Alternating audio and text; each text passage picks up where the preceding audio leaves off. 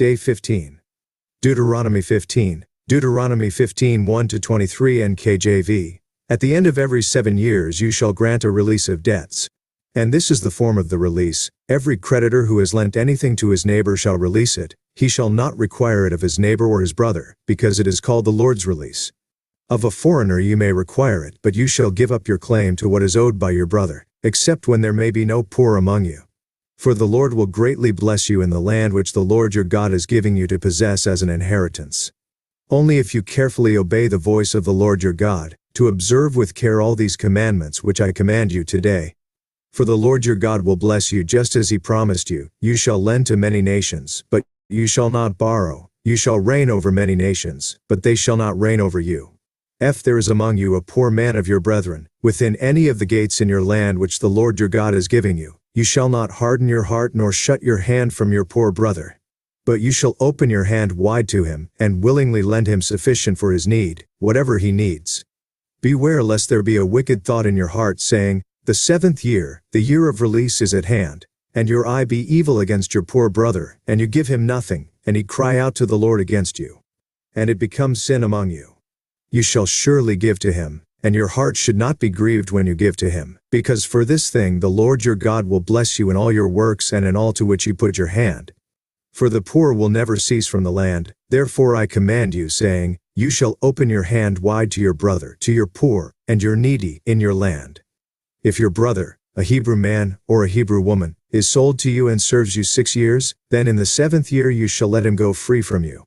And when you send him away free from you, you shall not let him go away empty-handed. You shall supply him liberally from your flock, from your threshing floor, and from your winepress. From what the Lord has blessed you with, you shall give to him. You shall remember that you were a slave in the land of Egypt, and the Lord your God redeemed you. Therefore I command you this thing today.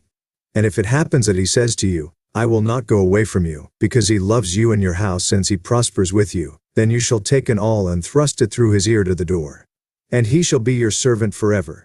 Also to your female servant you shall do likewise. It shall not seem hard to you when you send him away free from you, for he has been worth a double hired servant in serving you 6 years. Then the Lord your God will bless you in all that you do. All the firstborn males that come from your herd and your flock you shall sanctify to the Lord your God. You shall do no work with the firstborn of your herd, nor shear the firstborn of your flock.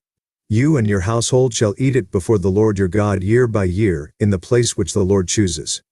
But if there is a defect in it, if it is lame or blind or has any serious defect, you shall not sacrifice it to the Lord your God. You may eat it within your gates. The unclean and the clean person alike may eat it, as if it were a gazelle or a deer. Only you shall not eat its blood, you shall pour it on the ground like water. UCG Bible Commentary, Deuteronomy 15 Year of Release, the poor, freeing slaves, firstborn animals, statutes of liberty. The New King James Version does not provide the best translation of verse 4, as it could be read to say that the law regarding the year of release would sometimes not be in effect, because of periods when no one was poor. Perhaps it should read that there be no poor among you, meaning this law would help prevent extreme poverty by preventing debts being exacted from those unable to fully repay them. The Living Bible translates the verse as, No one will become poor because of this, indicating that the year of release would not impoverish lenders. And the Revised Standard Version renders verses 4-5 this way, But there will be no poor among you, if only you will obey the voice of the Lord your God.